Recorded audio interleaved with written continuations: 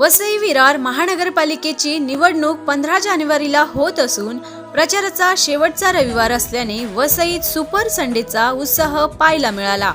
प्रभाग क्रमांक 23 मधील बहुजन विकास आघाडीच्या उमेदवारांनी भव्य पदयात्रा काढून मतदारांशी संवाद साधला।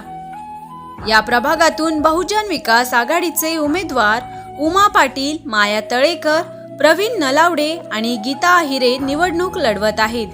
सुमारे 36 ते 40 हजार मतदान असलेल्या या मोठ्या प्रभागातील प्रत्येक घरापर्यंत पोहोचण्यासाठी उमेदवारांनी पदयात्रा काढली।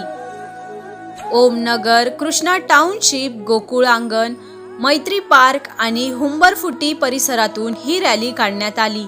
ठिकठिकाणी त्यांचे जंगी स्वागत करण्यात आले। रविवारी सुट्टी असल्याने जास्तीत जास्त मतदारांपर्यंत पोहोचले।